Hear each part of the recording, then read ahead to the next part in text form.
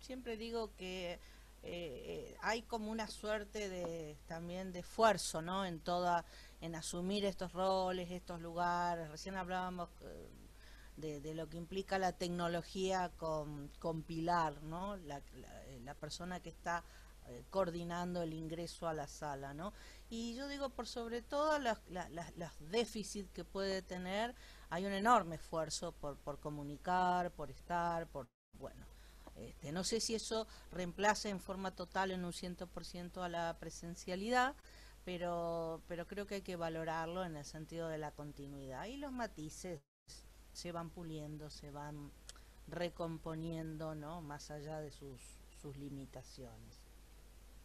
Bueno, así que entonces pongamos objetivos en este sentido a la clase de hoy, que es que vamos a revisar un poco este deslice, esta situación que se produjo en torno a un texto de Paul de Man. Yo les voy a hacer primero, en vez de hacer un resumen de las clases anteriores, voy a específicamente desarrollar 4 o 5 lineamientos a partir del por qué pensé que era una herramienta necesaria trabajar el texto de Paul de Man, de Alegorías de la Lectura, el texto dedicado a Rousseau. Bueno, primero, me parece que siempre estamos dentro del contexto de perfilar las definiciones en torno a la autobiografía, pero hay un otro punto más. ¿Me escuchan bien? ¿Está bien? ¿De acuerdo? Ok. El texto que va a trabajar Paul de Man en Alegorías de la Lectura, el texto que ustedes tenían que leer y que tienen que hacer después así su trabajo y demás, ambos textos son profusos y son de una gran densidad. Es una densidad retórica, filológica y filosófica, sin duda, que, bueno, hace a la complejidad del material, pero no por ello no dejan de ser significativos. Yo les voy a dar algunas razones para que también puedan compatibilizar con el trabajo que ustedes tienen que hacer, ¿verdad? En el caso de la autobiografía como desfiguración, que fue nuestro eje, ¿verdad? Que dijimos es un texto de los años 30, en realidad allí aparece, son ensayos vinculados a ensayos de Wordsworth sobre su propia poética. Pero básicamente todos los ejemplos están tomados del discurso poético. Se cita a Milton, se cita a Pope, se cita a la poesía de Shakespeare. En cambio, el texto de sobre Rousseau, básicamente este último capítulo, porque el libro Alegorías de la Lectura, en más de un 50% está dedicado a la obra de Rousseau. Nosotros lo que hemos hecho es leer apenas el último capítulo. O sea que ahí ustedes, por supuesto, verán que hay un pasaje más complejo por la obra de Rousseau, a la cual de Man se ocupó en reiteradas oportunidades y desde, por supuesto, mucho tiempo atrás, ¿no? Básicamente, sus análisis comienzan en los años 60, ahora lo voy a enmarcar junto con otros intelectuales y continúan luego en la década del 70. De manera que, como en todos los textos de Man, no es parte de un análisis, parte del análisis puntual sobre un texto, y a veces es apenas un poema o apenas unos pocos versos dentro de un poema, y se expande a un otro nivel de complejidad que, al menos en estos dos textos, siempre roza la complejidad del lenguaje. Entonces, cuando trabajamos esta idea de los tropos de la figura, por cierto, que apela a la forma de la retórica tradicional, cuando nosotros identificamos un tropo o una figura y su función en el texto. Pero las consecuencias de la tropología de mañana van más allá. Es más, llegan a un desbaratamiento de esa misma tradición clásica de la retórica. Entonces, claro que es un texto, claro que siempre es un abordaje complejo, porque las consecuencias van más allá y van en todo caso a desfigurar el proceso. Si bien como ustedes lo leyeron, el artículo se refiere inicialmente a la autobiografía, pero en un momento instala la complejidad en el concepto mismo del lenguaje como desvío. ¿Eh? Y esto es una novedad de los años 60, 70. Por lo menos es una novedad en relación a eso que luego, a partir de allí, se llamó deconstrucción. Eh, bueno, en tanto en Rousseau como en Wordsworth, de Man va a trabajar esa línea tropológica con la alegoría del caminante. ¿No? Peregrino, paseante, viajero, vagabundo. ¿No? Hay allí también un núcleo de lo que llama las metáforas obsesivas. ¿No? Más allá de lo que dice el poema, fíjense que es una manera en los ensayos, en los poemas de Wordsworth o en la propia retórica de Rousseau, hay una manera de abordar este punto que podríamos llamar ciertas condiciones de estilo. ¿En qué lugar se sitúa el escritor? ¿Como un viajero, un peregrino?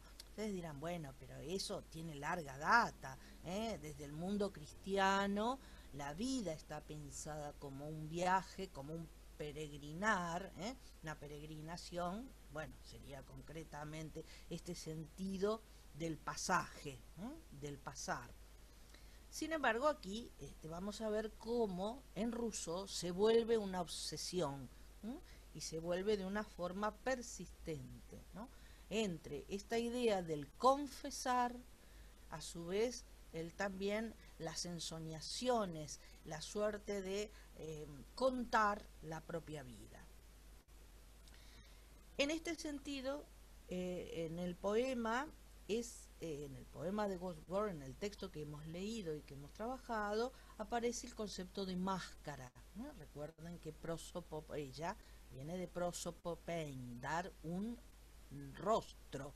No es menor el tema, porque es un elemento filosófico que también en la tradición occidental le va a dar el sentido al ser. El ser tiene un rostro y de hecho ese sentido esencial del ser se manifiesta en el rostro. Manuel Levinas es un filósofo contemporáneo que trabaja las condiciones de la rostridad, aquello que se circunscribe en torno a la presencia del rostro. En ese aspecto, esta idea del apóstrofe, que el texto remarca, lo hemos señalado, es ponerle una máscara a algo que no tiene rostro, o que le carece, o ya no lo tiene, ¿verdad? En el caso aparecía en la poesía de Wordsworth como la idea de un muerto que habla. Pero luego puede ser una estatua que habla. Sabemos mucho de la poesía romántica que alude a esta necesidad de poner palabra en la piedra, que es también de una sensibilidad contradictoria, ¿no? Si el sol es una metáfora del saber, de lo que ilumina, de lo que lee, la piedra habla, ¿no? Yo no sé si siempre repito lo mismo, así que les pido disculpas, pero creo haber mencionado cuando pensamos en Calderón, ¿no? Esta suerte de convidado de piedra, este efecto siniestro que provoca una estatua que viene, bueno, sabemos que encarna la muerte. Son todas metafóricas ligadas a el duelo, a la muerte, a la ausencia, que cobran una singularidad. En el caso de los ensayos de Wordsworth se hace una referencia directa a trabajar con la obsesión de los niños a punto de morirse, de los hombres mutilados, los cuerpos mutilados, los ahogados, lo que llamamos una suerte de mutilación de un sentido. Digamos, la presencia reiterada en esa poética del tópico de la mudez. Es muy interesante cómo establecemos ese abordaje de las figuras, de las metáforas, de la cadena de metáforas que van en esa dirección, ¿no? Otro crítico muy importante que trabaja las transformaciones de la estética melodramática entre el mundo del antiguo régimen y el paso a la modernidad, sobre todo que trabaja el concepto de melodrama, ¿no? Que hoy tiene tanta pregnancia, aunque desde otros lugares.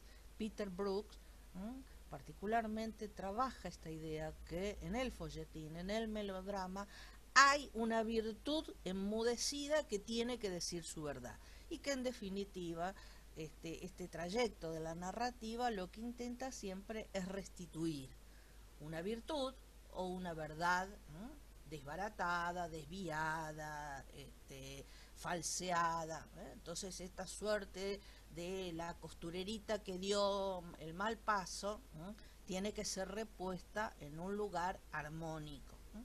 Bueno, o sea que es un tópico donde podemos encontrarlo expresado en distintos ejes. Si la prosopopeya es la figura central de la autobiografía, podemos también encontrarla en elementos de la naturaleza, la personificación, que es también otra forma de un estilo clásico, ¿no?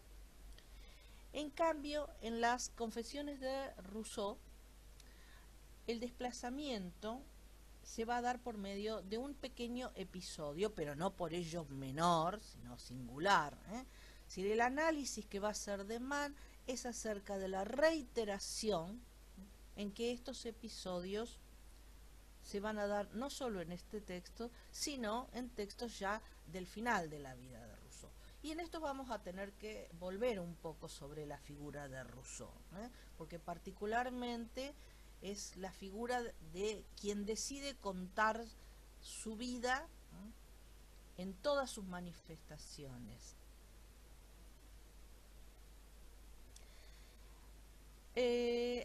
Hago referencia concretamente en forma muy breve, aunque volveremos sobre ello.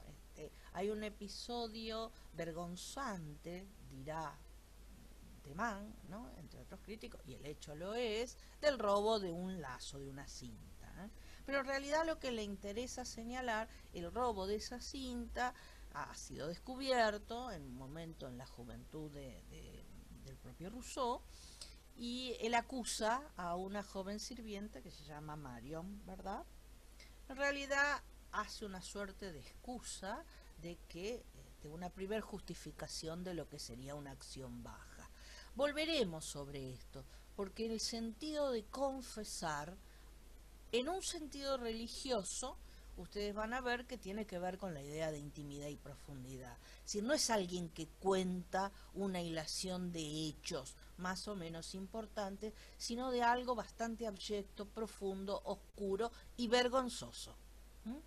La confesión tiene ese costado de sacar a la luz algo que provoca vergüenza. Pero veremos luego cómo esa vergüenza se convierte en el propio escenario para escenificar el relato, como si dijéramos la condición de posibilidad. Este episodio se reitera, hay un retorno, esta suerte de voluntad de contar todo de sí mismo, que dijimos también hay que tener cuidado porque señalamos que la autobiografía no es un hecho totalizante. No es la posición de un sujeto que puede dar cuenta de lo bueno, lo malo, lo alto, lo bajo, lo presentable, lo disculpable de un argumento y aquellos que no. En este punto se produce una de las inversiones que hace la lectura de Mann, y que en general va a ser la propuesta no solo de Derrida, no solo del deconstruccionismo. Vamos a ver cómo hay también otra línea filosófica muy cercana a los textos de Mann de esta época, ¿no?, que tiene más bien que ver con una tradición filosófica que es francesa, ¿no?, con el Colegio de Filosofía de Francia, con la figura de Maurice Blanchot, con una suerte de subversión en relación a la lectura y a las condiciones en que se establecía la crítica hasta en ese momento, ¿verdad? Profe, Sí, querida. si Sí. podés hablar un poquitito más fuerte porque uno de los chicos dice que se te escucha bajito y es verdad, un poquito sí. Ahora, Ahí sería, ahora yo, sí, sí, ahora estoy bien. sí, ahí Bueno, perfecto. Perdón. ahora. No, no, por favor, sí, por supuesto. Bueno, entonces habíamos señalado entonces estas cuestiones, ¿no? Que una autobiografía no se limita a poner a un sujeto que en recuperación de su pasado, de algo que le ha sido dado, ¿eh? Va a replicarlos o va a ordenarlos, ¿eh? Como si estuviera plenamente a disposición de su deseo. Habíamos señalado esa relación que Deman llama de simetría especular entre el que escribe y ese yo que tiene el mismo nombre. En este sentido, la construcción especular es una construcción que se va forjando. Qué curioso, porque si nos atenemos a pensar la mirada sobre el espejo, tenderíamos a repetir esta idea de que hay una reproducción. Y si ustedes quieren un término más apropiado dentro del campo de la crítica literaria, una mímesis. La imitatio, una imitación de algo que ya está dado en forma previa. O en términos lingüísticos, una relación con el referente real. Bueno, ese es otro de los elementos claves. Aquí esa relación en el texto no se produce ni con los hechos, ni con la voluntad del autor, ni con una capacidad de poder decirlo todo. Allá pasa algo. Incluso con Rousseau, que es un tipo que no se guarda nada, incluso cuenta cosas terribles, ¿no? Que, digamos, muestra ese costado más complejo de definirse, ¿no? Ahora, volvamos un poquitito a la figura de Rousseau. Bueno, también tenemos que pensar que en ese aspecto, alrededor de la década del 60, la figura de Rousseau no solo va a ser abordada por Paul de Man. De Man lo va a leer siempre de toda su obra, básicamente tratando de deslindar una división clásica que se hacía en la obra de Rousseau entre su filosofía política, los textos serios, filosóficos, podríamos decir, y una tradición crítica que consideraba el costado literario, como deslindados unos y otros. Pero básicamente, en el caso de Derrida, Rousseau va a suscitar un interés especialmente en su texto referido al origen de las lenguas. En ese sentido, también hay ya podríamos llamar, una problemática que vincula el concepto de origen en los textos de Rousseau. Para Lévi-Strauss, Rousseau anticipa casi en 200 años la fundación de la etnología. Rousseau es un hombre, es un contemporáneo cercano a la antropología levi-straussiana. ¿En qué sentido? En tanto su preocupación es una preocupación sobre el lazo social, sobre la manera en que puede pensarse el origen de la desigualdad, el origen del hombre y el origen de las sociedades. Y en ese sentido percibe la función del lenguaje. Y fíjense que también la figura de Roland Barthes o de Maurice Blanchot van a acercarse a una crítica, a una mirada, a una renovación, sobre todo teniendo en cuenta los poderes del lenguaje y en este caso en concreto el saber de la literatura. Esta discusión acerca de qué es lo que la literatura tiene como conocimiento, si es un conocimiento, un saber, qué cosa enseña, y qué cosa enseña a despecho de su propio programa, de su propia propuesta. Entonces en ese aspecto se va a dar una conjunción, ¿no?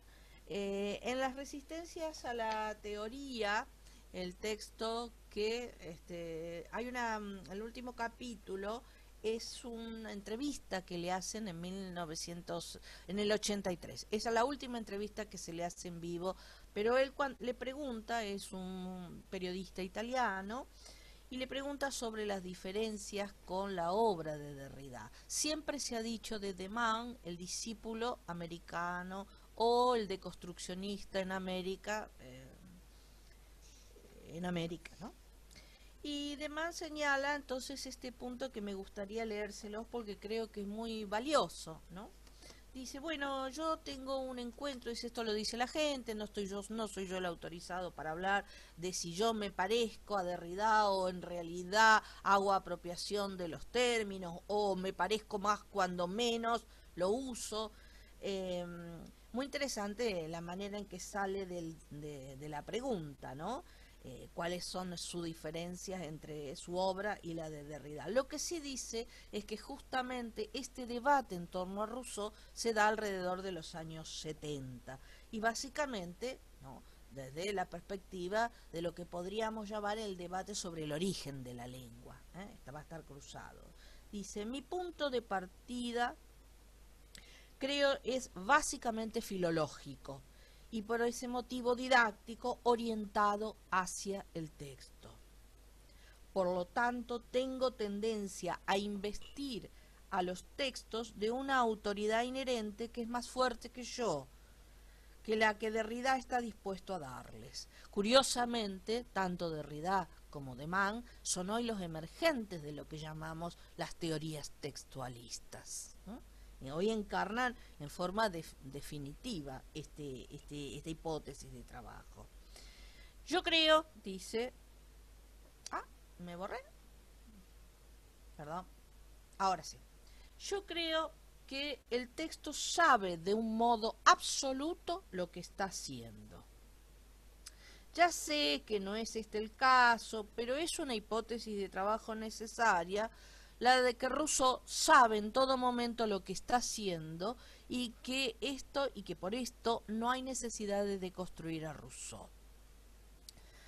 Podría decir, de un modo complicado, me atendría a la afirmación de que el texto se deconstruye a sí mismo, es autodeconstructivo, en lugar de ser deconstruido por una intervención filosófica exterior al texto. Bueno, y después sigue un gran elogio, pero en realidad lo que Derrida hace es magnífico, fantástico, pero fíjense que ahí nos aparece esa obsesión, ese horizonte, este carácter que va a derivar en un concepto como la idea de la autoproducción, la productividad textual. Lo digo para parafrasear a Julia Kristeva, ¿no? El texto se vuelve, más allá de las intenciones, más allá de cualquier subjetividad previa, consciente, que se quiera volcar en él, se vuelve una máquina. Y esto es deslumbrante, ¿no? Porque va más allá del género autobiográfico e involucra a toda la configuración del lenguaje literario. Pero entonces, ¿en qué residiría ese poder de la literatura? Si ya no está vinculado a un poder de decir la verdad. Bueno, volveremos un poquito más adelante. Rousseau inaugura esa tradición moderna de hablar de sí mismo, hablar con elocuencia de sí mismo. Las confesiones comienzan con esta frase: ¿qué soy yo? Bueno, es una paradoja que alguien que va a hablar reiteradamente, repetitivamente, a lo largo de todos sus textos, retomando ese querer decir todo de sí, se inicie con una pregunta acerca de sí, ¿no? No dice, no se justifica en ese aspecto, sino que todo el desarrollo de la escritura del texto es esa justificación, esa necesaria, constante justificación para la propia escritura.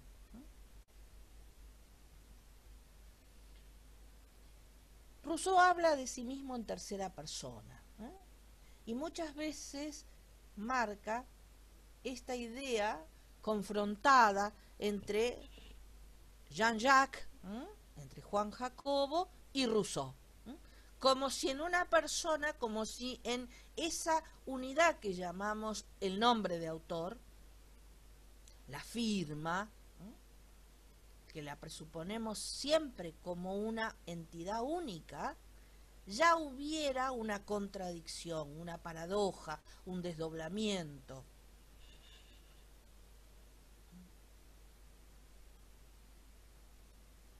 ¿Qué pretende? Darme cuenta de las modificaciones de mi alma y de la sucesión de las mismas. Dice Rousseau, siento unos éxtasis, unos arrobamientos indecibles al fundirme, por decirlo así, en el sistema de los seres, identificándome con la naturaleza entera. Bueno, esto es el romanticismo, no hay forma de eludir, pero es un romanticismo filosófico que tendrá consecuencias, porque introduce ese concepto de la sensibilidad, porque ahora es el sentirse a sí mismo. Lo que se vuelve objeto de la experiencia es contar lo que siento en la proyección en la naturaleza, y Rousseau, a su vez, es quien origina esta idea, ¿no?, de que el yo es el otro. Montaigne, en sus ensayos, se preguntaba, ¿qué es lo que sé yo? Voy a citar 3 contemporáneos para que veamos esa relación, ¿no? Si en Montaigne la pregunta es, ¿qué es lo que yo sé? ¿Qué sé yo? De respecto a la cultura, a mi sociedad, a los otros, ¿verdad? Si es una pregunta, está orientada sobre ese interrogante. Descartes, en cambio, va a preguntarse, yo sé que soy porque pienso. ¿Se acuerdan? El famoso cogito. Muy bien. Y Rousseau, en cambio, directamente su pregunta por el yo es una puesta en duda sobre ese yo. ¿Qué sé? ¿Qué soy yo? ¿Qué soy yo? Es en un sentido totalmente moderno de nuestra propia subjetividad. El otro aspecto por el cual, el segundo aspecto que me parecía pertinente y necesario traer a colación este trabajo, es porque define la esfera de la autobiografía y de las confesiones. Si ustedes recuerdan el texto de Gusdorf, hay allí similitudes y diferencias. Para Gusdorf, las confesiones son una forma, de hecho, su artículo se inicia, remite el origen del género a las confesiones de San Agustín. Pero Paul de Man va a marcar una diferencia al respecto. Si bien trabaja las confesiones de Rousseau, señala que no es posible hacer retrotraer antes del siglo XVIII una sensibilidad centrada en el hombre que se toma como objeto a sí mismo. El interés es describirse esta subjetividad.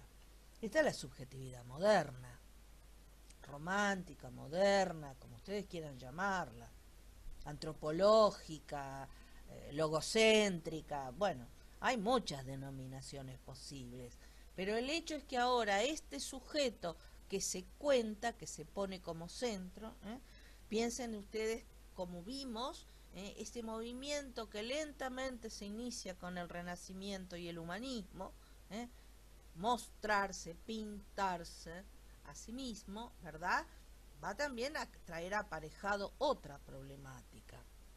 En este sentido, para el propio de Man, entonces no hay una subjetividad anterior, de manera tal que difícilmente podríamos retrotraer a antes del siglo XVIII este carácter de lo autobiográfico. El capítulo anterior, en Alegorías de la Lectura, los capítulos de Man va a señalar en cada capítulo con un título que en realidad constituye la figura de estilo, la figura del tropo, con el cual organiza y pone en contacto eso. pone en contacto es su lectura. En este caso, el título de la obra de Rousseau permanece entre paréntesis. Bueno, si no parece que las confesiones fueran de Paul de Man, cuando, bueno, después nosotros veremos qué pasa con esa suerte de cadena significante de sustituciones. En cierto modo también está allí de Man. Pero en definitiva, cuando analiza el contrato social, va a trabajarlo desde la perspectiva de la promesa. Mientras que en este último capítulo, donde se condensa la larga lectura de todos los textos, que comienzan desde los discursos, desde el origen de las lenguas, o sea, va repasando en cada capítulo cada uno de los textos. Es imposible que nosotros viéramos eso, entonces lo condensamos en ese, quizás el capítulo más denso, en ese capítulo final, donde se recogen un poco todos los elementos que estaban en este horizonte de expectativa de la obra de Rousseau. Esa renovación crítica también va a afectar a otros autores, y en este caso podemos reconocer en la figura de Barthes, ¿no?, como un emblema, ¿no? Barthes va a tener una especie a su vez de campaña particular en la lectura de la obra de Racine.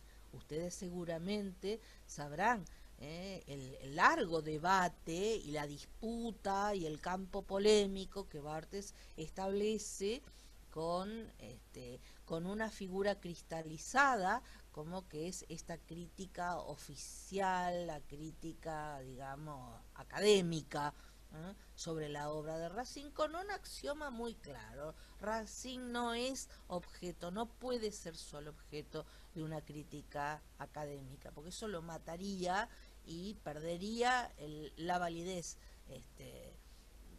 de su obra. Se convertiría en una especie de antiguaya, nada más que para una erudición. Entonces es un debate en torno al sentido de los textos. ¿Quiénes son los que pueden permitir el sentido de un texto clásico? Bueno, es un debate denso en los años 60, muy denso.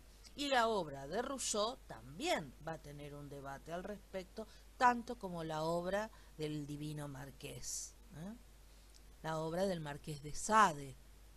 Entonces hay allí un juego también en donde esta crítica va a buscar en estos escritores, no digo malditos, pero bueno, sí, de una suerte de gran complejidad. En el caso de las confesiones aparece la idea de excusas. Sabemos que esta idea de traer un argumento, el relato de un hecho, supone la justificación del porqué. Tanto promesas como excusas son tropos que conforman el modelo de esos textos. Y por supuesto también es importante tener en cuenta que esto tiene como marco una renovación religiosa. Esta idea de retomar el valor de la confesión, digamos, que está en el marco de un proceso de contrarreforma. No, los géneros no aparecen sino como hechos aislados, que no tienen una perspectiva a partir de la cual el paradigma filosófico o religioso de una época tiene repercusión en ellos, ¿no? Este interés es un interés también que va forjando la idea de intimidad, subjetividad, intimidad y profundidad. Esta idea de lo subjetivo se transforma ahora en lo íntimo. Qué curioso, Tamara Kametzain hace poco acaba de publicar un libro que llama Lo Éxtimo, que es lo contrario a lo íntimo. Quizás las formas ahora más recientes, las formas poéticas, donde no se juega ya esta idea de lo que hay que sacar de adentro, decir lo profundo, sino que se juega en la mera superficie. Bueno, que está todo puesto en la superficie y a la vista. Piensen piensen, recuerden, asocien o reflexionen que hasta el propio Sigmund Freud buscará pensar, alojar el lugar del inconsciente como en un lugar de la profundidad. La tarea del análisis es develar, pero es a su vez sacar a la superficie, ¿no? Esta suerte de imaginario a partir del cual esa intimidad, esa verdad está oculta y hay que develarla y sobre todo hay que traerla a la superficie. Sin duda, la deconstrucción lo que ha hecho ha invertido el valor de la prueba, porque el lenguaje, que sería ese hilo de Ariadna, ¿se acuerdan que el Minotauro, Teseo necesitaba de ese hilo para salir del laberinto del Minotauro? Necesita una guía, un camino también, ¿no? Que lo lleve a la verdad, a la afuera, que lo saque de la esfera del monstruo. Está pensado como la herramienta para develar. Ahora, en esa acción del lenguaje descubrimos que es puramente significante. Entonces allí hay una consecuencia muy seria que tiene que ver con la esfera del orden del significado, del orden de las ideas, del orden del ser, del sentido. El lenguaje sería superficial, ¿no? Tendríamos esta relación superficial del lenguaje, ¿no? Meramente como una cadena significante, si recordamos algo de lo que estudiamos en lingüística, ¿eh?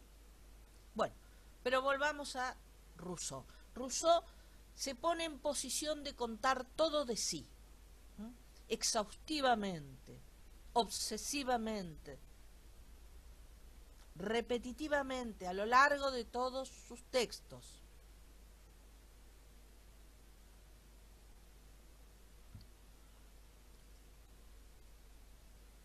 ¿Qué busca? ¿Cuál es su excusa? La conmiseración, la misericordia del otro. Pero en ese juego especular, el otro es parte de sí mismo.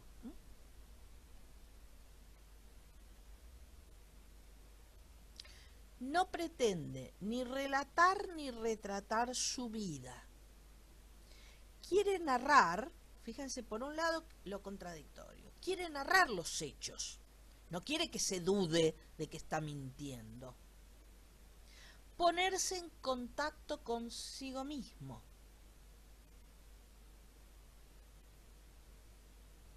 Porque se desconoce. Recuerden la frase inicial, ¿quién soy yo? Que no está dada como una aseveración, está dada como una pregunta. Entonces, esa pregunta genera el orden de la expectativa y sobre todo encubre una promesa. Se supone que un lector que abre, y piensen, estamos hablando de hombres del siglo XVIII, ¿verdad? Que abre este texto, tiene la promesa de develarlo a medida que avance su lectura. San Agustín no había pensado ese lazo. San Agustín tiene como mediación la verdad de la Iglesia, la verdad de Dios. San Agustín va a confesar su paso de la incredulidad a la creencia, su paso de una relación pagana a una relación profunda y verdadera. Pero en Rousseau eso no existe. En Rousseau es una constante provocación y búsqueda. De manera tal que ya nos vamos acercando a la idea más profunda, más compleja, de que en realidad ya no nos interesa pensar la autobiografía como un género, ¿no? Como un género constatable en distintos textos, sino como un tipo de tropología de trabajo, ¿verdad? Pero sobre todo como una maquinaria del texto. De un texto que aún aquel que dice querer mostrarse y contar en la verdad de los hechos no remite a hechos verdaderos, remite a su propio mecanismo de sustitución, de encadenamientos.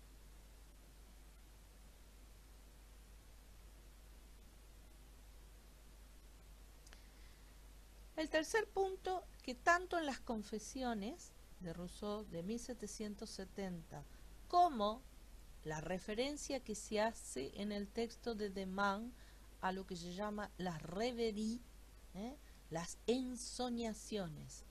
Es el último texto, pero ya se publica después de la muerte de Rousseau. Ensoñaciones de un paseante solitario. Bueno, fíjense cómo reaparece la tópica, ¿no?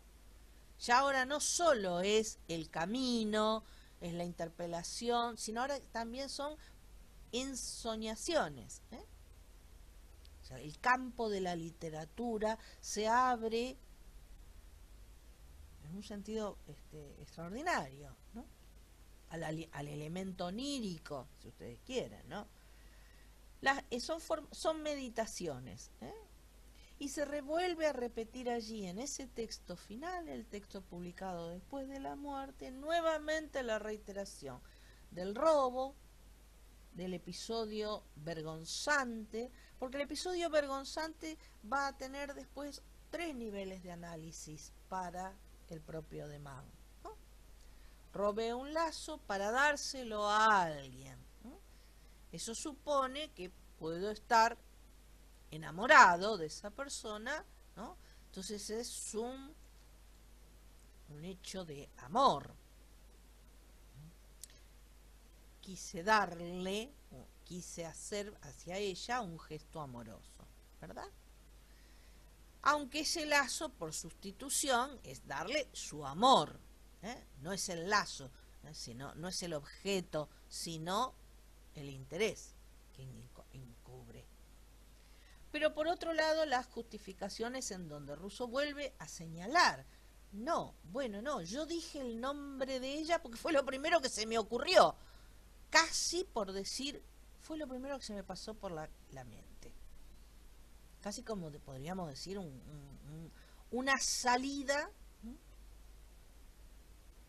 que no implicaría necesariamente esa primera interpretación.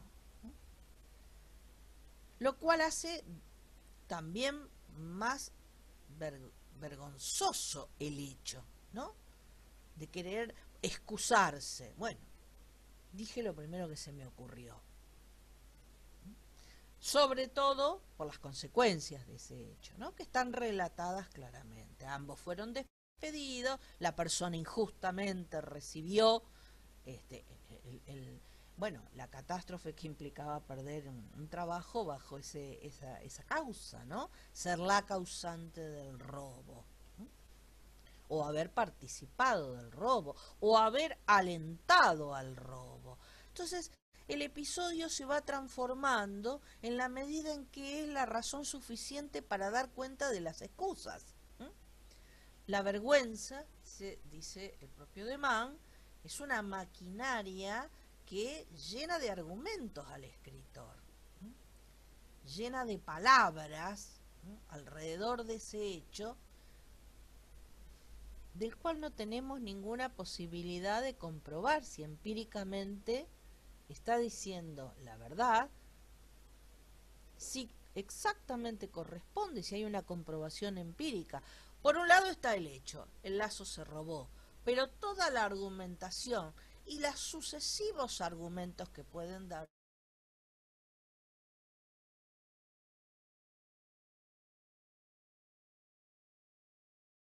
porque también reside en la forma en que son interpretados, en la forma en que son recibidos.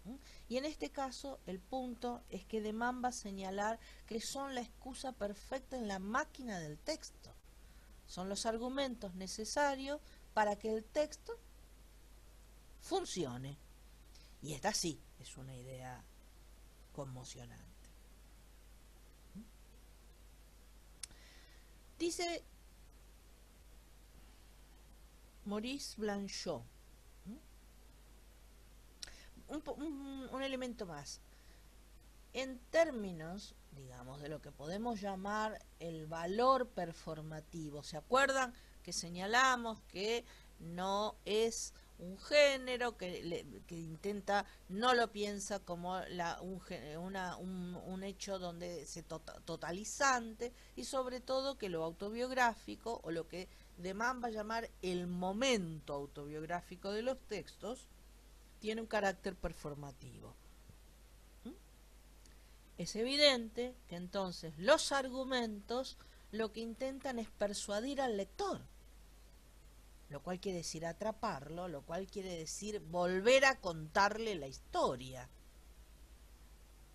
Y ahora sí, les leo un breve... en el libro que vendrá, en 1969, Maurice Blanchot, que tiene una cantidad de resonancias en su obra acerca de este elan rusoniano, ¿no? Dar pasos en falso, el diálogo inconcluso, digo yo, el libro por venir, bueno, toda la obra de Blanchot. Y lo curioso, a mí me despierta una emoción intensa, ¿no? Porque ahora que la releí, y la releí a la luz de este trabajo sobre Rousseau, percibo hasta qué medida había un eco en Blanchot, de este sentido inaugural que tenían los textos de Rousseau, ¿no? Si escribir, como qué sensación, que es estos falsos pasos, dar pasos en falso, ¿qué significa un diálogo inconcluso? Seguramente cuando lo leí en los años 80, yo lo pensaba estrictamente en relación a Bakhtin, que era lo que conocía, no hice esa asociación. Y bueno, en sus confesiones Rousseau querrá necesariamente decirlo todo. Todo, esto es, en primer lugar, toda su historia, toda su vida, todo cuanto lo acusa, y solo puede excusarlo, porque algo tan grave, ¿verdad? Entre otros episodios de los que se relata, ¿no? Hay como una suerte de discusión, de pólemos internos, como si se dividiera a sí mismo, acusándose, excusándose y prometiendo ir más allá, esta vez volver y contarlo de manera acabada. Lo ignominioso, lo bajo, lo perverso, y también lo insignificante, lo incierto, lo nulo. Tarea insensata que apenas comienza, aunque ya ese comienzo escandalice. Tarea para la que tendrá que romper Rousseau con todas las reglas del discurso clásico. Y en este sentido, ese discurso clásico, esa oratoria clásica, tiene que ver con garantizar, supuestamente, que el relato guarda correlación de verdad con los hechos precedentes. Su poder tiene que residir en esa lógica. Pero aquí está puesta la duda, ¿no? Aquí está puesta el interregno entre un Rousseau y otro Rousseau, que es el mismo Rousseau, ¿no?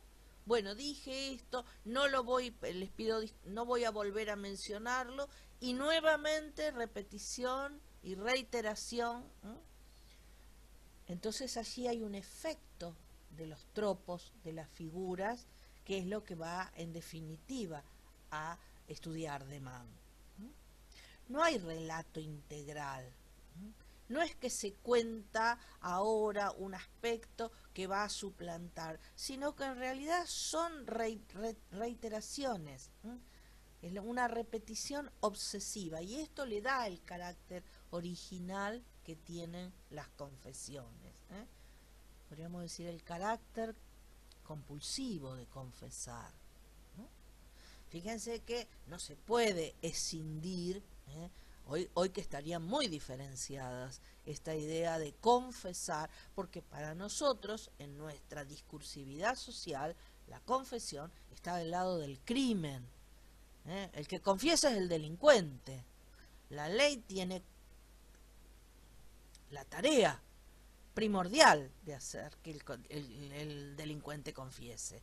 Si no hay confesión, no hay relevo de pruebas. O sea, nosotros tenemos un discurso jurídico que lo pone en el centro de esa discursividad.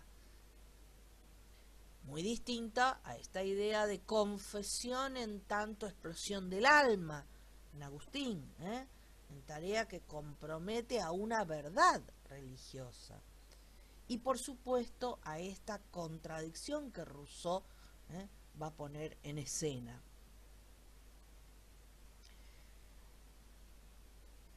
El escribir es el producto de una extraña pasión, pero para Rousseau esa pasión no es releer y corregirse, no hay corrección, hay una obsesión reiterativa. Estoy convencido, dice Rousseau, de que uno siempre está muy bien pintado cuando se ha pintado a sí mismo, aunque el retrato no sea parecido. Entonces aquí podríamos decir, bueno, pero entonces, ¿qué sujeto autobiográfico es el que nos acerca de Man? O sea, ¿qué es lo que de Man ve en Rousseau y ve en él en el origen y en la problemática para definir a lo autobiográfico? No como género, sino como momento, pero sobre todo en una conclusión que excede estrictamente al texto de Rousseau, a su objeto, que es la función del lenguaje como desvío. Los tropos, en realidad, enmascaran un desvío. Pero ese desvío no es la pérdida de algo que se tuvo, la juventud, la infancia, un secreto que se expone. Exponer significa sacar afuera, ¿verdad? El término de confesar, exponer, ¿no? Ante la mirada de los otros. Sino que se hace permanentemente en la escritura. Sobre todo esta idea clave para la propia idea derridiana de verdad, ¿no? De ese desplazamiento original en la cadena del significante. No hay un significado primordial que es el que hay que develar y traer. No, eso es una ausencia, hay un vacío. Y ese vacío, sin embargo, está enmascarado, pero ese enmascaramiento lleva a la cadena, a la multiplicación. Volvemos al carácter de la búsqueda del concepto de origen. No hay un origen, hay orígenes. Esta multiplicidad que pondría en juego, que aparece en el juego de las lenguas, ¿verdad? Que aparece en el concepto de verdad, que también un filósofo como Nietzsche ya había explorado. Son todos filósofos que van a recoger estas preocupaciones. El yo en Rousseau se identifica con el otro, incluso hasta los animales, hasta el menos otro de los otros, ¿no? Ese sentimiento extenso, antropomórfico si ustedes quieren,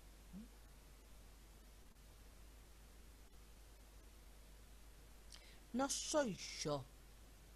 Este yo no es yo, sino que es un yo en la medida que es idéntico a todos los otros hombres. Es una extensión universal. Pero esa extensión también lleva al plano de la naturaleza. Es un yo idéntico a los otros en la medida que es sensible.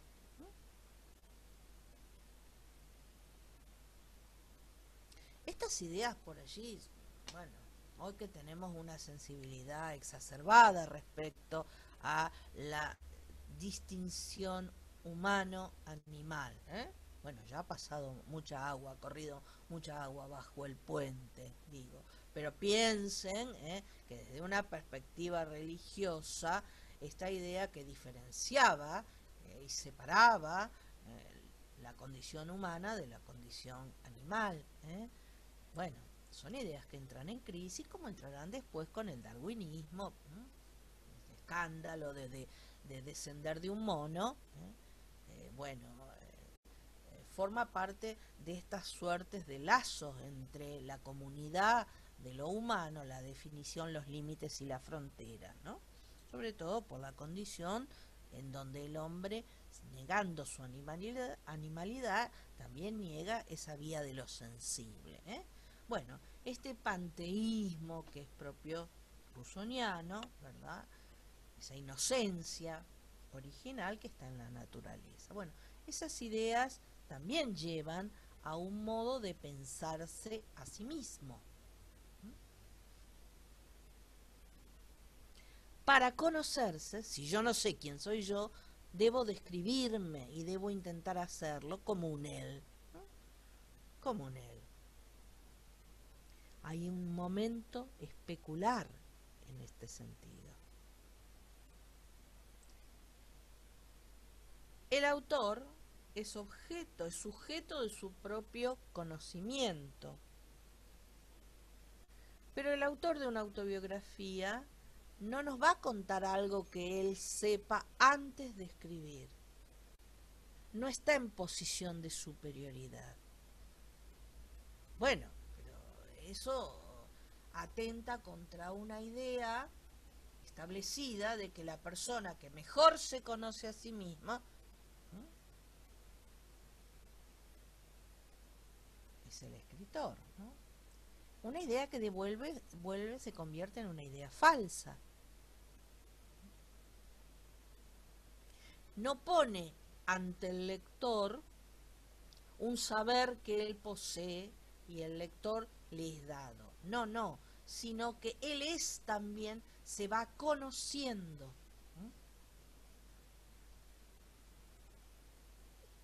No se conforma a una realidad exterior, ni mucho menos a la verdad de los hechos preexistentes.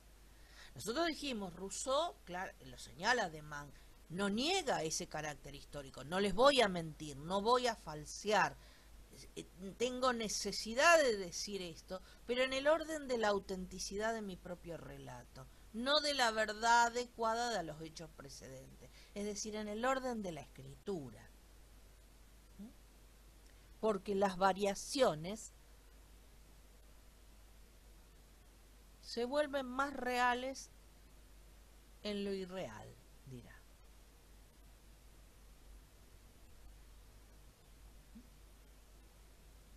Me parece algo muy interesante que en la novelística está muy claro, el peso de la obsesión, ¿no? La ligazón de los tropos, cómo aparece ligada a una fantasmática, que en el escritor vuelve, regresa, retorna.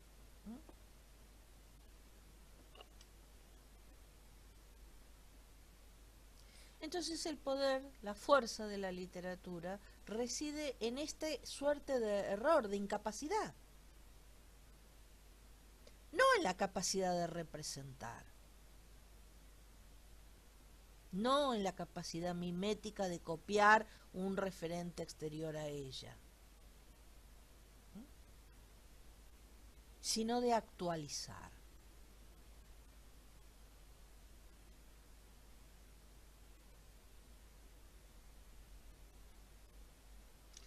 A mí me gusta, me parece que es el momento oportuno para contarles un pequeño, un pequeño cuentito.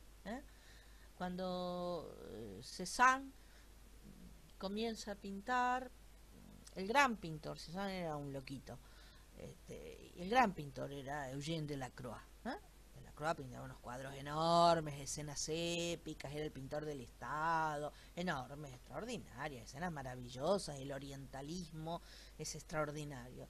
Bueno, se hace la exposición, creo que en 1860 y piquito, y Cézanne pinta un cuadrito que no es más grande que esto, ¿no? Jugadores de cartas, no más que esto, o sea, ya el cambio de escala marca una singularidad. Cuando Delacroix ve, por supuesto que se lo echaron, se lo rechazaron, le dijeron que era una porquería, que no servía para nada. Cuando Delacroix ve eso, dice, basta, yo terminé. Mi lenguaje no tiene nada más que decir. Y era dos señores medio borrachines fumando y jugando a las cartas en un bar, en una pequeña fonda, dos señores muy humildes, o sea, la actitud de Delacroix es fantástica, ¿no es cierto? Marcó el relevo que supone la plasticidad por la plasticidad misma. Otro ejemplo que tenía Cézanne, y les termino el cuentito, bueno, como por supuesto no tenía plata para pagar este modelo, pintaba naturalezas muertas. Entonces pintó una canasta con manzanas. Le pregunta a sus discípulos, ¿qué ves? ¿Qué es esto? ¿Qué es esto? Por supuesto, la persona, siempre que a alguien le hacen la pregunta por el ser, va a ser castigado, su respuesta va a ser desbaratada. Bueno, la persona con cierta ingenuidad le dijo que son manzanas. Bueno, si son manzanas, cómaselas. La pintura no es lo real, es la representación o una escenificación o una actualización en dos planos. Pero entender el orden del simulacro que diferencia unos a otros abre a una nueva construcción del universo del arte y de la literatura, ni hablar. Bueno, vamos cerrando un poco esto. ¿Cuáles son esos efectos que nos interesaba destacar, que ambos textos de Paul de Man destacan? El lenguaje tiene una base retórica, él va a analizar en cada uno de los artículos distintos tipos de figuras, la prosopopeya, el anacoluto, la ironía, pero lo importante no es que ahora hacemos una lectura filológica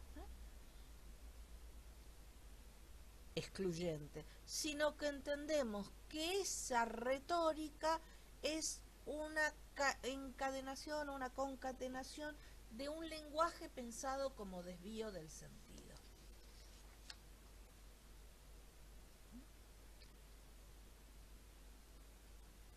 Estas obsesiones que en las confesiones Rousseau va a volver una y otra vez, no es por insuficiencia o por locura, como muchos críticos pensaron. Bueno, a la lucidez de la obra política le ponemos contraponer estas obsesiones cercanas a la locura. No, dice de Man. En realidad, esas son ficciones, lo ficticio, lo artificial, que hacen a la desarticulación referencial de la narración. Esa es una manera de desfigurar de lo autobiográfico.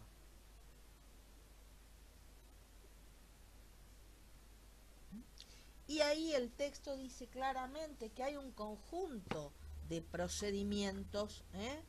Bueno, fíjense que él lo señala cuando dice, hay un valor afectivo, en la página 333, dice, que genera relatos que se organizan en torno a traducciones dudosas. Cuando tenemos, por ejemplo, la obsesión por la cita, bueno, el maestro Borges, no más decir esto, ¿qué implicancia tiene? Cito como cito autoridad, cito invento, cito invento, hay traducciones dudosas, bueno, hago decir una cosa por otra, pero también hay falsificaciones literarias, porque la estructura de la literatura es falsificar. Estaría ahí. Distorsiones textuales, falacias, obsesiones de identificación. No estamos hablando solo de procedimientos de la contemporaneidad, no. En un lugar de cuyo nombre prefiero no acordarme, no recuerdo. Fíjense todos los procedimientos que están en el Quijote, todos los procedimientos barrocos. Yo no soy el autor es Cide Hamete Benengeli, de un manuscrito que encontré, pero en realidad estaba en árabe, yo traduje. Ahí está todo el decálogo de lo que podemos llamarlo ficticio. No soy el autor al mismo tiempo que aparece esto, ¿no? Es una traducción de una parte del árabe, pero en realidad hay citas que son de la oralidad. Dijeron, dicen, entonces, ¿cómo dice? ¿Qué dice? Bueno, esa es la construcción que hace la propia escritura. Por lo tanto, el lenguaje lo que hace es generar un marco de operaciones relacionales. Operar desplazamientos en el juego de los tropos o figuras. La figura, el tropo, es una máscara, pero no hay una esencia debajo de ella. No hay una develar una esencia y un sentido primordial. Es pura máscara, si ustedes quieren.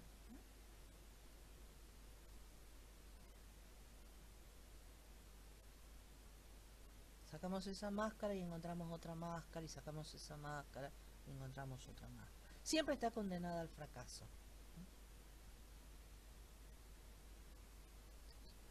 Pero en su propio movimiento de evocar, o de insistir, si ustedes quieren, son la condición de posibilidad del esfuerzo literario. Esa es una idea absolutamente blanchoteana. El escritor se define por este fracaso permanente de volcar y de seguir escribiendo. ¿Se entiende lo que digo? No estamos pensando en términos de un escritor incapaz que no logra su objetivo. No. Precisamente cuanto mejor lo logra, mayor es el fracaso, que implica una reiteración, que implica una necesidad de volver a establecer ese circuito, esa cadena de sustituciones metafóricas.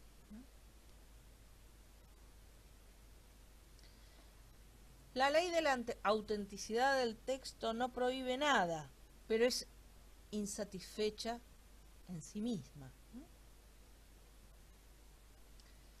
Lleva a la producción de la verdad del texto, no a reproducir una realidad preexistente. Y ahí cambiamos por completo el modo que concebimos el concepto de ficción y el concepto de realidad, por supuesto, de mímesis. En este sentido también el capítulo precedente sobre el contrato social, en los mismos ensayos de Montaigne, tienen que tomar en cuenta ustedes el peso que se le atribuía a la naturaleza y a su intersectación, su carrefour, su entrecruzamiento con el concepto de cultura. ¿Qué es lo cultural? ¿Qué es lo humano? Si está pregnado por lo cultural o tiene una pregnancia animal. ¿Cómo se entrecruza? Después adoptará el nombre de civilización, tendrá una historia al respecto, pero indudablemente el siglo XVIII va a debatir ese esquema entre lo que consideramos propio de la naturaleza y propio de la animalidad y propio también de un sentido no significante, ¿no? Y aquello que nos viene dado por la historia, la cultura, las artes, adquirido. Bueno, es maravilloso encontrar en este sentido las preocupaciones, piensen, ¿no?, que no pueden despejarse. Cuando se habla del concepto de cuerpo, el texto como un cuerpo, el texto como una máquina, ustedes piensen que el texto de Rousseau está pensándose y está escribiéndose en las obsesiones de un hombre contemporáneo de Harvey, de William Harvey, un señor que graciosamente descubre en 1700 y chirolita que la sangre circula.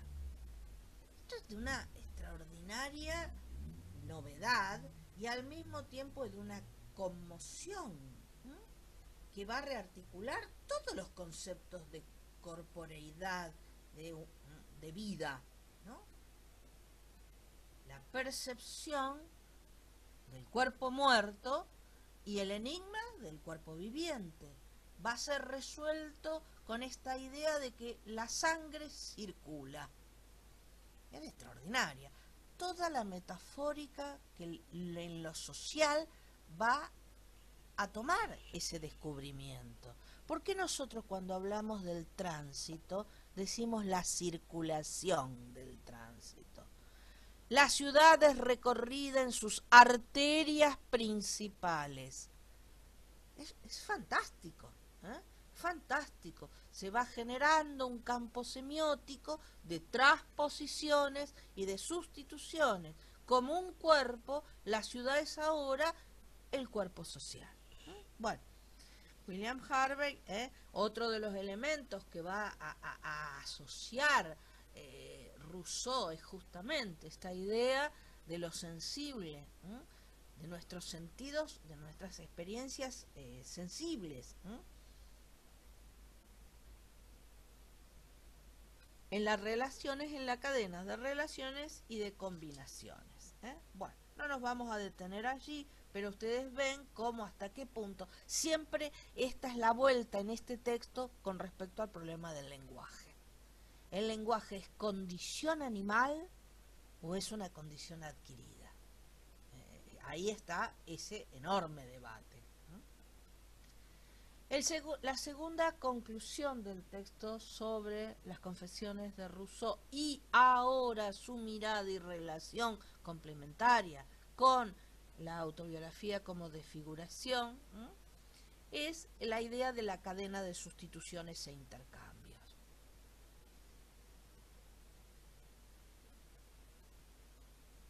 Esas sustituciones son mecánicas, forman parte de la productividad misma del texto. Ahí ustedes van a ver cómo se releva el privilegio del autor, el privilegio de una idea preexistente para ahora mirar atentamente a la textualidad. Está ahí, en lo que el texto produce, en las codificaciones, en las sustituciones, en las cadenas.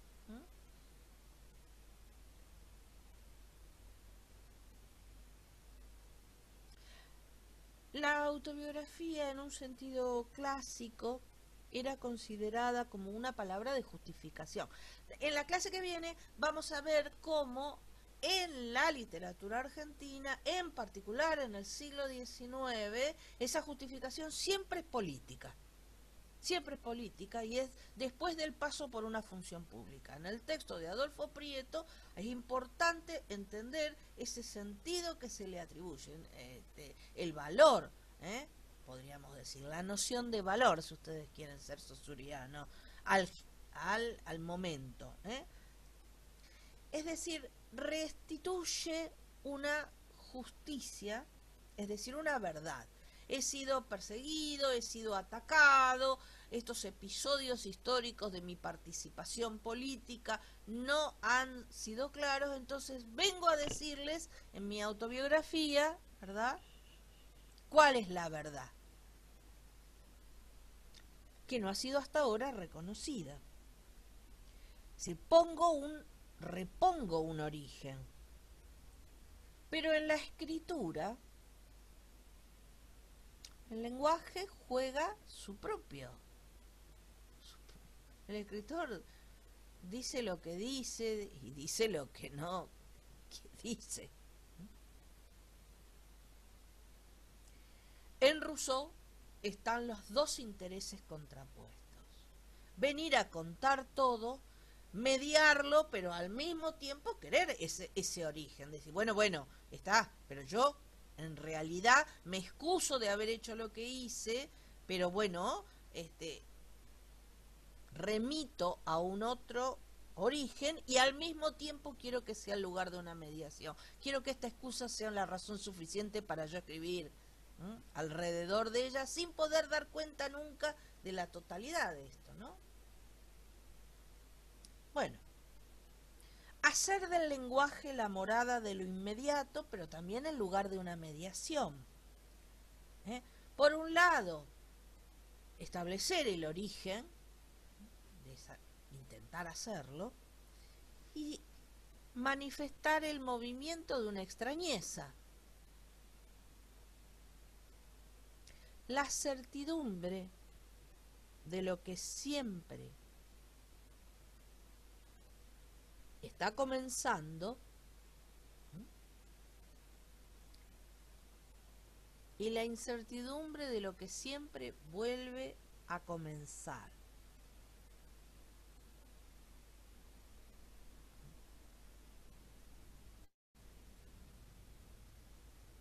¿Se entiende esto? Trato de, o me explico yo mejor, logro explicarlo con mis palabras y en el sentido en que organizo mi propio discurso. Por un lado intento hacer una función de causa, pero en el desenvolvimiento de la escritura eso también introduce un movimiento de extrañeza. Bueno, no es esto definitivamente, y vuelvo con otra argumentación. Digamos, profe, como que en la medida en que se afirma, a su vez se vuelve a desviar, digamos, como que Sí, se diluye, sí. entre comillas. Se desvía, se desvía. Claro, Porque la dilución podríamos pensar que podría ser una forma de destrucción, y claro, y no, no es la es un idea. desvío. La cadena significante siempre tiene una relación con un otro significante. ¿Se acuerdan de Ujú, Saussure? Signo, mm, significado, significante, pero luego ujú, sabemos que el acceso, Saussure era todavía un hombre que venía de la lingüística absolutamente racionalista y clásica, y y sobre todo que para él lo importante tenía que ver con el mundo de las ideas, con el mundo del significado, es indudable, pero en la medida en que ese signo es una relación de significado y significante, irrumpe la noción de significante. ¿eh? claro. Después veremos que Ujú, a esa noción de sistema en Saussure se produce ese desplazamiento inicial. No hay un signo fundacional, no hay un primer signo. Y si lo hubiera, en otros términos, en términos psicoanalíticos, no existiría. Está perdido, está elidido. ¿Sí? Bueno, volvemos a la pintura. Derrida, que es un crítico también extraordinario de los problemas que implica la representación pictórica. Bueno, yo pinté esto representa esto que está previamente, ¿no? En realidad hay un episodio que trabaja Derrida al respecto, que el origen de la pintura no está en lo que se ve, sino precisamente en lo que está alucinado, está enceguecido. El origen de la pintura es el enceguecimiento, que por antonomasia es la negación de la visión. Yo estoy enceguecido, no veo. Bueno, pues bien, el episodio de la muchacha de Corintio. El joven amado de la muchacha se iba a la guerra, ¿verdad? Entonces ella le pide preservarlo. Prende fuego y en la pared dibuja la sombra, el perfil de la sombra de su amado. Ella conserva, retiene de él, no el cuerpo, no lo real, retiene un simulacro, pero es él. Es él. ¿No? ¿Se entiende? Él, en cierto modo, el origen de la plástica es ese enceguecimiento, fundar. Si vos decís, bueno, pero ese origen está ahí, no, el amado ya no está, se fue, pero está, su presencia está. Y si no, preguntale a más de uno que bien que tiene las fotos escondidas, guardadas, o en el peor de los casos, los más antiguos como yo, que conservábamos una flor adentro de un libro.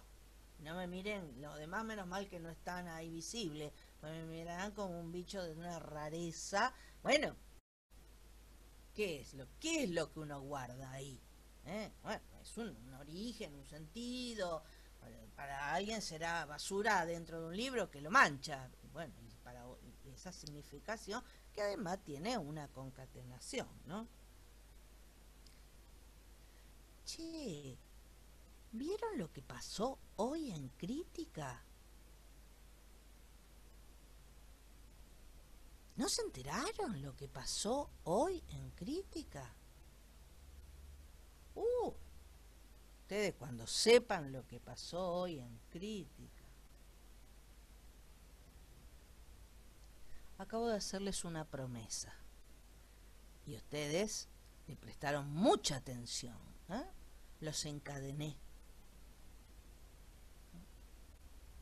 Por supuesto que ustedes no saben y ni siquiera sé si pasó algo en Crítica, pero los acabo de invitar a un relato que se acaba de iniciar sobre un significante vacío. Bueno, el texto es una máquina, ¿no? Y en ese punto, otra vez, el texto de De Man va a hacer referencia a dos ejemplos, ¿no? Las marionetas de von Kleist. Bueno, las marionetas representan lo humano, pero no son humanos. Sin embargo, hay un juego de lo humano, un simulacro de lo humano. Porque esto es interesante, von Kleist proponía un teatro de marionetas para adultos, porque era la forma más acabada de que ese simulacro representara lo real de lo humano. Y uno dice, no, bueno,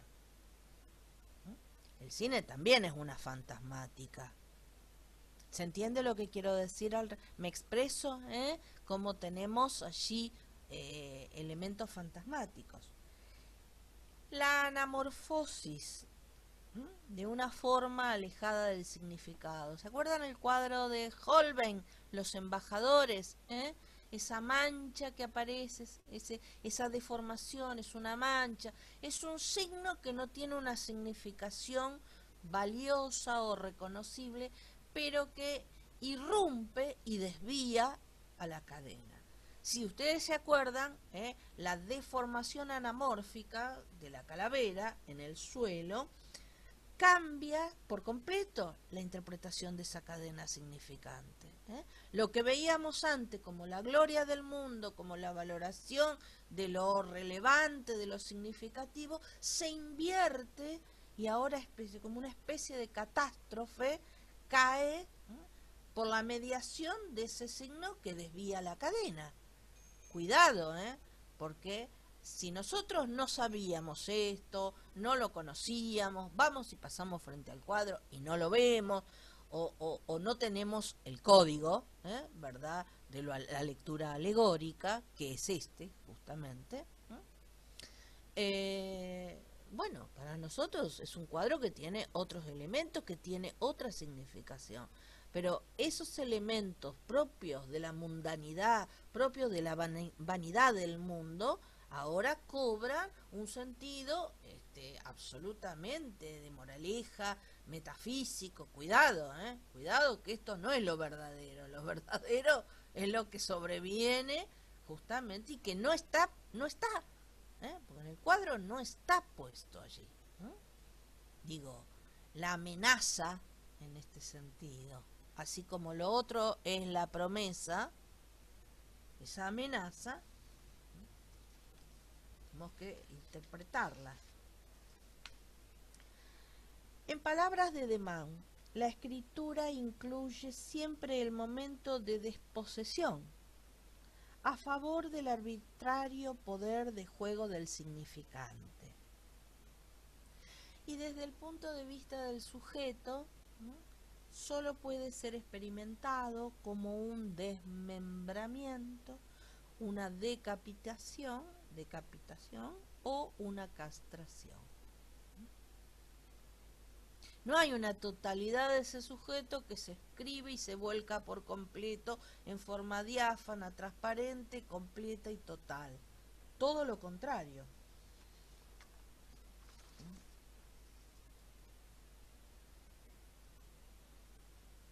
Las figuras tensan ese desvío. Por lo tanto, y voy a cerrar con esto, ¿no? Esta idea de la máquina textual, ¿m? que no se ajusta a la verdad de los hechos precedentes y externos, sino a su propia alegoría textual. El elemento amenazador, ¿m? Esta idea de un texto, piensen que era profundamente amenazador, esta idea de la maquinaria, de la robotización, de la idea de la autonomía que presuponía lo maquínico, los aparatos, si ustedes quieren, en relación a lo humano, ¿eh? Porque es ajena al sujeto. El sujeto no logra controlarlas, ¿eh? De hecho, el cuerpo, el texto como cuerpo, con todas sus implicaciones de tropos sustitutivos, siempre referibles a la metáfora. Recuerden que es el tropo fundamental, ¿eh? En el discurso poético: metáfora, metonimia, sinécdoque, aliteración, proliferación. Bueno,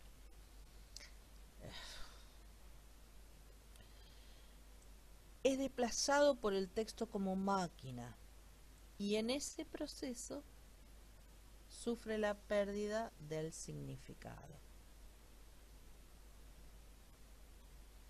Es un proceso mecánico, no es inconsciente, ¿eh? Es mecánico, como una gramática.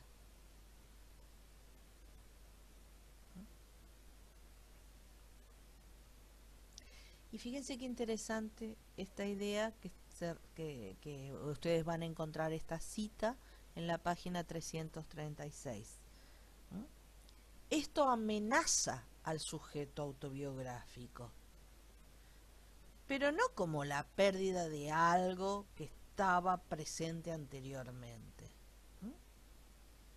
No es que lo pierdo porque lo saco de mi interioridad y lo vuelco, ¿eh?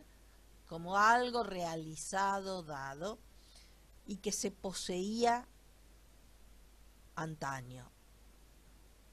Algo solo mío, profundamente mío, por lo tanto solo yo puedo decirlo, solo yo puedo justificarme, necesito decirlo, ¿verdad? Sino que esa sucesión provoca un extrañamiento radical entre el significado y la ejecución del texto, entre ese significado y la performance de un texto cualquiera, ¿eh? Esas cadenas de desvíos, ¿eh? Son los saltos que el texto va a dar, no porque remitan a verdades preexistentes, ¿no? Sino porque se construyen a sí mismos.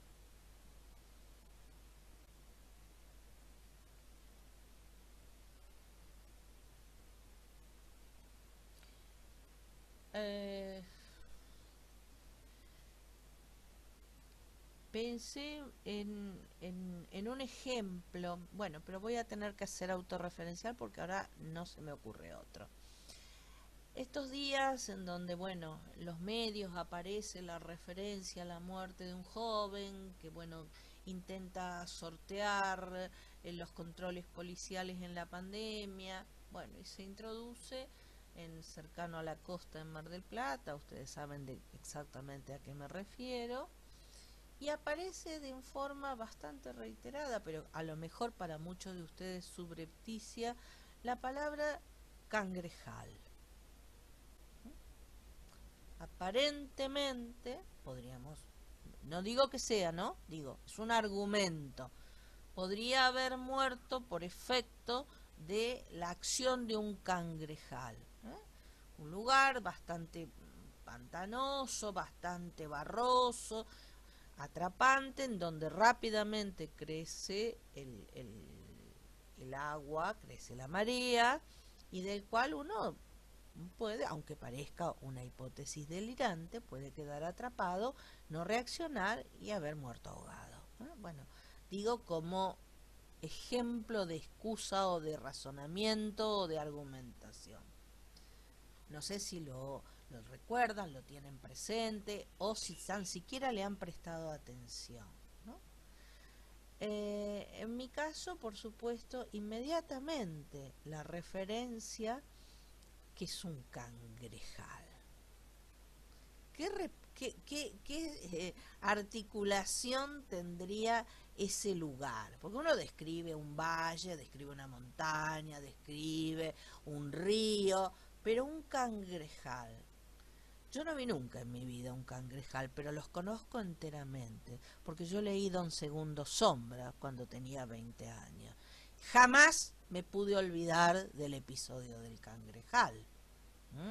Ese momento tremendo de la novela donde hay un peligro, el peligro de muerte. Entonces, hay allí, y hay una cosa muy dura, supongo que si están haciendo literatura argentina quizás ya la hayan leído o lo hayan leído en la escuela secundaria, ¿no?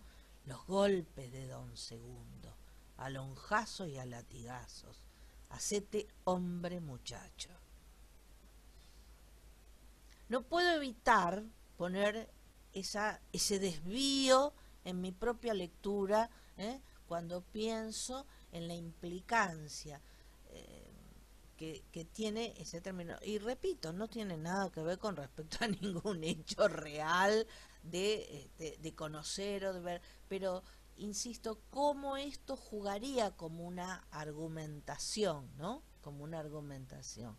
Para un lector letrado, la asociación es inmediata. Para un lector letrado de literatura argentina es inmediata. Es imposible eludirla. Es imposible eludirle. Le agrega un plano a esto y repito, puede que se trate, digamos, lo literaturiza, si ustedes quieren, ¿no? Le da un sentido de, digamos, de ligación y de lógica. En los cangrejales hay peligro de muerte. Quedarse atrapado en el cangrejal es peligro de muerte. No solo porque te atacan los bichos, sino porque te quedás empantanado y te podés ahogar. Entonces es una suerte, no digo como de arena movediza, pero hay allí una significación. Me parece que es una cesura que da sentido y que organiza a esa producción que tiene el texto. Bueno, señores, les intenté de alguna forma pensar en forma conjunta, ¿verdad? Esto está en el mismo artículo. Si ustedes vuelven ahora para un trabajo posterior o para la presentación o para el propio interés, van a ver que como ya en la autobiografía como de figuración se dicen todas estas cosas, pero pensé que aquí se desarrollan en relación también a esta postulación que va más allá de definir un género, de plantear sus condiciones, de marcar sus diferencias. Estamos frente a un abordaje del lenguaje que va a ser un salto cualitativo a partir de allí, y del cual nosotros también ya hemos tenido una trayectoria. Bueno, porque nosotros estamos en la deriva de estas ideas profundamente disruptivas en los años 60, pero que hoy son nuestro cotidiano. Hoy no nos resultan tan ajenas a nuestro modo de pensar la lógica del simulacro, la lógica de las cadenas significantes, la lógica de los desvíos, esa ausencia primordial, si ustedes quieren, que hace a lo artístico, ¿no? Que hace a la fundación del lenguaje también. Bueno. ¿Alguien? ¿Están vivos ahí?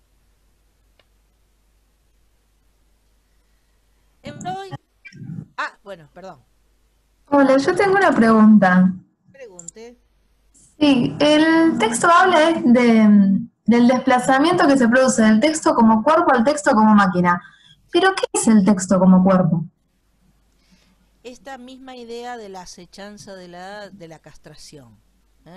esa metafórica ligada a un peligro, a una inminencia, ¿no? La inminencia de un peligro.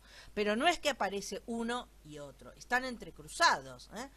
Ambos son en ese aspecto tanto como el propio Levi-Strauss cuando reconoce, bueno, pero Rousseau no es un hombre que miente, un hombre tiene una voluntad de poner y decir un origen, pero al mismo tiempo también se va a intersectar con este desplazamiento que no dice el origen, no puede decirlo, no alcanza a decirlo y va a marcar la extrañeza respecto a ese origen. Entonces vuelve como una obsesión, como una metáfora, como una repetición, bueno, estos elementos, ¿eh? La maquinidad del texto, lo que supone como peligro, es justamente que el texto va más allá de la intención del autor. Justamente, esa es la idea. Y es brutal. ¿Mm? Es brutal. Digamos, va a poner esta suerte de textualidad donde las significaciones son de la producción textual. ¿Mm? El autor es apenas una función dentro del texto. No es ni su garante, no es la figura que lo respalda. La verdad, lo que dice el texto no nos lleva en forma transparente a ese autor que está por fuera y antes del texto, sino que lo que nosotros llamamos nombre de autor sale de esa máquina, sale de lo que esa máquina produce, en términos. Está bien que cuando uno dice produce, acá hay digamos, yo remito en ese sentido a Julia Kristeva, a un tipo de mirada más cercana a un momento del marxismo, de carácter de la producción, de la textualidad. No es el caso de Blanchot, En el caso de Blanchot está pensado estrictamente como una incertidumbre, como una ruptura, como una suerte de fracaso. Bueno, esto está destinado a fracasar, pero triunfa cuando fracasa. Ese es su logro. La literatura escondería a la vista de todo el mundo ese poder, que la hace irreductible, que la hace, digamos, ¿no? La pone en un lugar también altamente de privilegio. Eso sería como un costado, Michel Leiry, Blanchot, ¿no? Otro costado, bueno, el propio Barthes, Pierre Klossowski, digamos, un tipo de pensador y de crítico extraordinarios, extraordinarios, bastante oscuros, bastante complejos, bueno, el propio Paul de Man, Derrida, por supuesto, mientras que Foucault, Kristeva, bueno, cierta deriva de Barthes van a ir en otra dirección. Bueno, eso es todo un debate que es de la época, es del estructuralismo, ¿no? Sobre qué razón, sobre qué confianza. El estructuralismo tenía una confianza sobre el texto. Y estos críticos verdaderamente son deceptivos, ¿no? Pero, bueno, pero eso, el fracaso, no necesariamente hay que abandonar ese fracaso, ¿no? No sé si te respondí, Aranza. Sí, y la otra pregunta que también me la respondí a hacer era la cuestión esa de la amenaza, que tampoco me había quedado claro, pero ahí me la respondiste también. Claro, forma Y parte. igual ahora me surgió otra cosa, que decimos esto, el desplazamiento del origen, el desplazamiento que no logra decir el origen. ¿El origen de qué? En el caso del episodio que él quiere contar, él no puede el origen sería explicar el robo. En realidad es confesarse. Sí. Es toda la confesión, toda la autobiografía como tal. Digamos, es una pretensión soberbia creer que uno se va a contar y se va a contar absolutamente en esa posibilidad de transparentar algo que saca de su interior. como si estuviera ya dado, y de esa manera lo único que hace es comunicarlo. No, en realidad lo está construyendo con el lenguaje, está adoptando un punto de vista, estar a su vez señalando determinadas obsesiones, porque hay un retorno, no solo en ese texto, sino en otros textos, ¿no? Cuando llamamos el estilo, bueno, espero que la profesora Piacenza no se enoje porque ella es la especialista del estilo, tiene muchos trabajos al respecto. Digo, pero en una forma clásica, aquello que se decía, la obra es el estilo de un hombre. No se puede deslindar, esas son las formas clásicas de entender que la obra es el resultado de una manifestación de un genio. La originalidad está en la genialidad del individuo que escribe. Y esto lo tira todo abajo. No, ahí no hay ninguna originalidad, no hay una vuelta a un sentido que se traduce, sino que es una construcción de la cual el mismo texto en su deriva va creando su propia lógica, va creando sus desplazamientos, ¿no? Bueno, por eso dice siempre. Aquí hay una fuerte pregnancia del discurso psicoanalítico, la idea de duelo, la idea de que la escritura está ligada a un horizonte peligroso de muerte, por lo menos como amenaza, como una amenaza de inscribir esa ausencia. Vengo aquí a contarles, a decirles a ustedes esto que me atormenta, que necesito, pero en realidad es una operación fallida en torno a ese origen, ¿no? El sujeto que se escribe en una autobiografía se conoce en la medida que se escribe. No es que se muestra, bueno, amablemente les vengo a mostrar esta totalidad que yo era, ahora ya no soy viejo, lo he perdido. No, esa totalidad es una construcción imaginaria. Por ejemplo, como cuando construimos la idea de infancia. La idea de infancia. Esa es siempre una construcción mediada por una lógica, ¿no? Alimentada, destacada en algunos aspectos y olvidada en otros. Bueno, en la novela familiar del neurótico estaría, digamos, para Freud, esa articulación también, ¿no es cierto? Claro, sí, uno no puede escapar a esa determinación de algo que lo afecta y que que quisiera no, pero lo pone, lo involucra,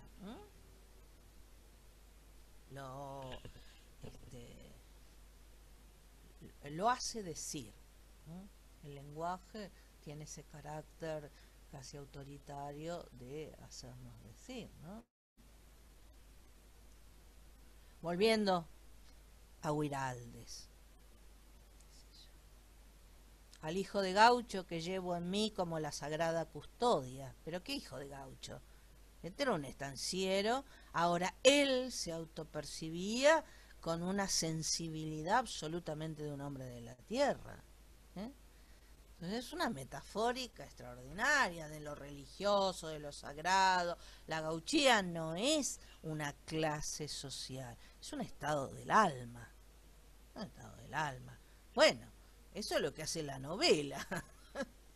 La novela, más allá de que también podemos decir, bueno, es una novela de crecimiento, un Bildungsroman, una novela de aprendizaje, sí, pero hay ahí una idea profunda de esa gauchía como estado del alma,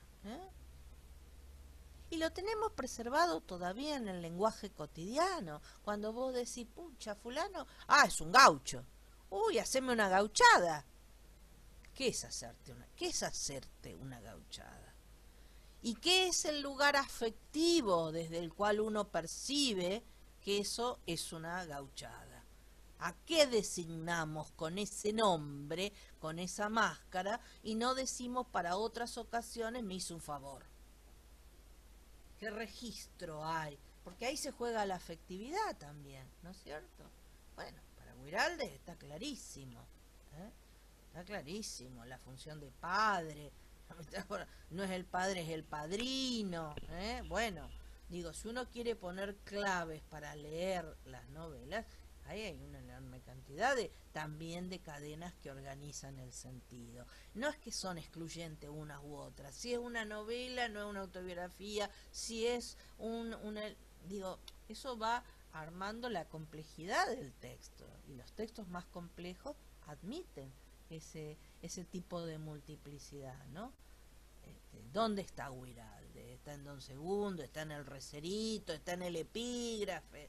¿Está en qué? ¿En cómo? Esa función en este caso, ¿no? Es una novela. Bueno, tendríamos que pensar en un texto autobiográfico, ¿no? Pero bueno, ahí hay algunas cosas que están concomitantes. Vimos también la autobiografía de Victorio Ocampo. ¿Por qué Victorio Ocampo escinde una serie que se llama Autobiografía y una serie que se llama Testimonio? Y para nosotros hoy en nuestro campo el testimonio es un elemento del campo autobiográfico, pero no asignaríamos la misma función, ¿no?, a alguien que publica ese carácter, digamos, un texto de carácter testimonial. Mi vida en la guerra de las Malvinas, digo, o mi vida en un campo de concentración, en un centro de detención. Digo, ese sentido de testimonio.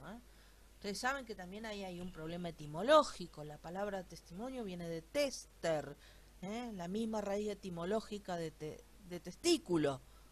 Jurar por la verdad. El que da testimonio jura decir la verdad. Bueno, ¿no? Ven como hay una implicación todavía en donde en esas formas discursivas nosotros buscamos legalizaciones, qué sé yo. Bueno, si alguien va a hablar de la guerra de Malvinas, se supone que tiene que haber sido soldado, ¿no? Y sin embargo, la mejor experiencia de ese episodio, de esos hechos, es la novela Las Islas, de Carlos Gacera. Ni siquiera se las nombra. Las islas está en el título. ¿Qué isla? ¿Qué sé yo? ¿Dónde está?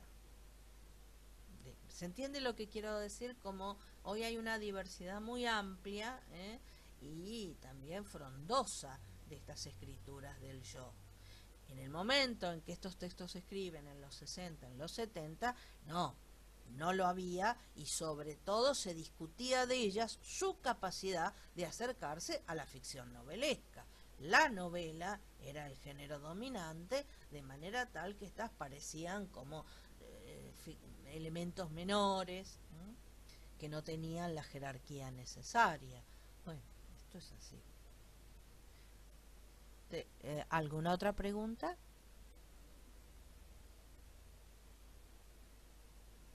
Bueno, la próxima clase vamos a hacer también otra perspectiva de abordaje del género autobiográfico. Vamos a trabajar desde algunos puntos, por supuesto, ya más cercanos, me parece a mí, dentro de la crítica argentina que han trabajado, porque bueno, en la Argentina es un género importante en el siglo XIX, también en el siglo XX, sin duda, desde ya, pero bueno, ¿qué valoraciones implican esta idea de lo autobiográfico y qué caminos recorre en algunos textos de una enorme importancia, ¿no? Tanto como los textos de Sarmiento, ¿no? La autobiografía de Sarmiento, Recuerdos de provincia, el valor del concepto de recuerdo. Interesante, porque el recuerdo no es toda la verdad de los hechos, es lo que yo recuerdo. Está mediado por una suerte de cristal, las ensoñaciones, bueno, son como una suerte de fantasía, ¿no? Fíjense que es interesante ese desplazamiento entre la idea de recuerdo, viajes, como aparece también el diario como otro elemento, ¿no es cierto?, que se va a confrontar con el espacio autobiográfico. Pero hay experiencias también de novelizaciones, las novelas, las biografías noveladas. Digo, bueno, el campo se extiende, se complejiza y al mismo tiempo se enriquece, ¿no? Bueno, ¿alguna duda? Creo que está un poco más claro. Ahí está fundamentado el sentido. ¿Por qué? Porque, bueno, leer a Paul de Man no es sencillo. Leer a Paul de Man leyendo a poetas románticos no es sencillo, menos leer a Rousseau, de manera tal que esa es una esfera de trabajo del aparato teórico crítico en un momento ya bastante lejano a nosotros. Estamos hablando de textos de hace 50 años atrás, por las patas, ¿eh? Entonces eso implica también mediatizar, y al mismo tiempo también podemos sostener en ese mismo espectro crítico que, bueno, que hablamos de ese saber de la literatura, de ese poder, de ese carácter de desvío, de esa forma desviada, ¿no? Ese concepto de prosopopeya como máscara, ¿no? Me parece que esas son las ideas fundamentales para el procedimiento de este curso. Bueno, les agradezco mucho el acompañamiento, la escucha atenta, gracias a las preguntas, siempre son guía, y sobre todo, bueno, cada uno habla de sus propias obsesiones, de sus fantasmas, de aquello que puede y de exactamente todo lo que no puede, ¿no? Así que a pesar de esta distancia, de la frialdad de la pantalla, y yo los siento a ustedes muy presentes y espero haberlos podido acompañar. Nos queda una última clase donde vamos a bosquejar esto, y bueno, quisiera retomar algo que también perdimos en el camino, que dejamos el texto de Rosario Castellanos, una crítica extraordinaria, bellísima, bellísima, bueno, tan plena en el espíritu de los 70, y sobre todo en estas preguntas que se hacían, ¿no? Este giro, este cambio, un giro lingüístico, dirá Rorty, ¿no? En relación a qué es lo que le preguntamos a la literatura y qué esperamos de ella, ¿no? Nos vemos el lunes que viene, ¿eh? Chao, profe. Gracias. Profe, gracias. Chao, gracias.